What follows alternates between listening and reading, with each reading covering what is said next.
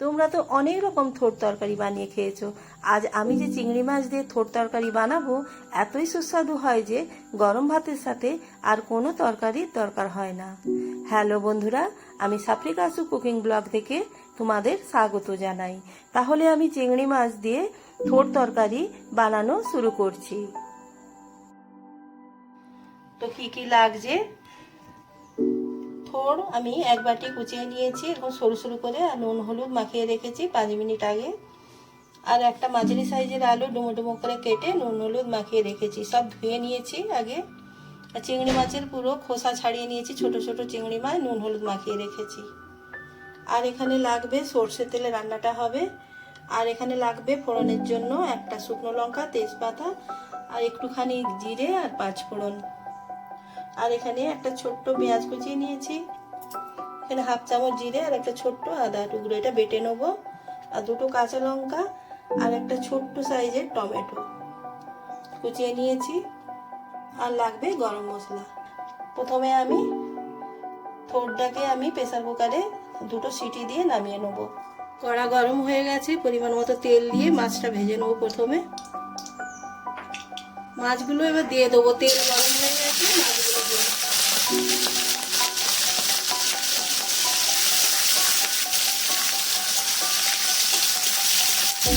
মাছগুলো হালকা ভাজবো, বেশি ভাজবো না।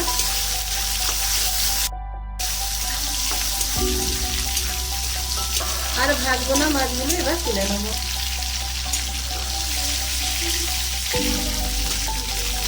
ওই তেলের মধ্যেই আলুগুলো ভেজে নেবো। নুন হলুদ মাখিয়ে রেখেছিলাম, জলটা নিকড়ে নিচ্ছি।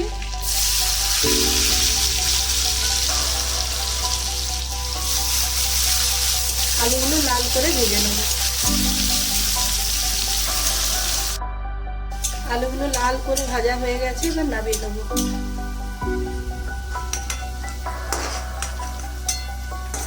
এবার এই তেলের মধ্যে একটা শুকনো লঙ্কা দিয়ে দিলাম, তেজপাতা দিয়ে দিলাম, আর জিরে আর 5 ফোড়নটা দিয়ে দেবো।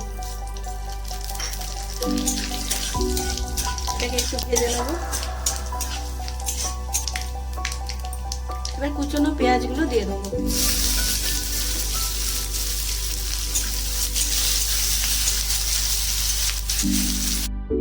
পেঁয়াজটা লাল করে ভাজা হয়ে গেছে, এবার এর মধ্যে আদা জিরে বাটাটা দিয়ে দেবো।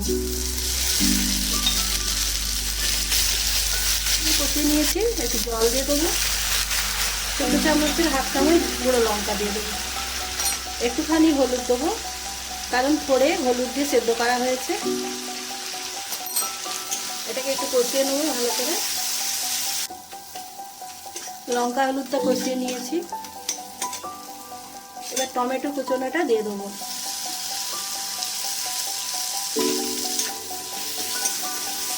টমেটোটা ভালো করে কষার জন্য একটুখানি নুন দিয়ে দিলাম। ভালো করে কষা হয়ে গেছে, এবার এর মধ্যে চিংড়ি মাছটা দিয়ে দেবো।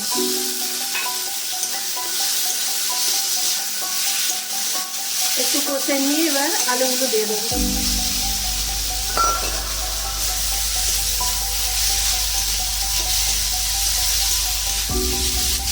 আলুগুলো একটু কষে নিয়েছি, এবার থোড়টা দিয়ে দেবো। থোড়টা ছেঁকে রেখেছিলাম।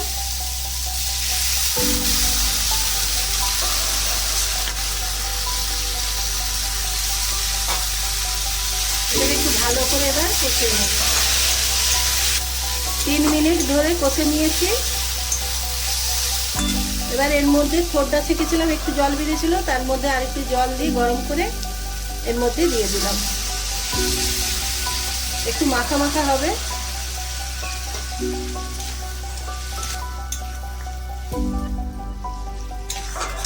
আলু থোড় সেদ্ধ হয়ে গেছে,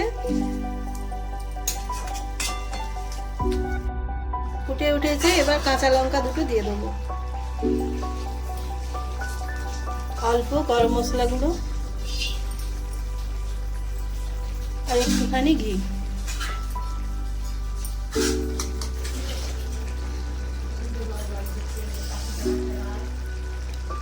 এবার গ্যাসটা সিম করে দিয়ে 2 মিনিট ঢাকা দিয়ে দেবো।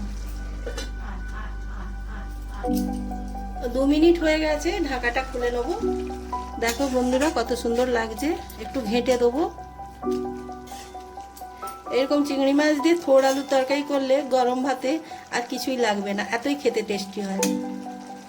তো কেমন লাগলো আমার রান্নাটা আজকে কমেন্ট করে জানাবে, আর লাইক শেয়ার করবে, নতুন বন্ধু হলে সাবস্ক্রাইব করে আমার পাশে থাকবে। গ্যাসটা বন্ধ করে দিলাম।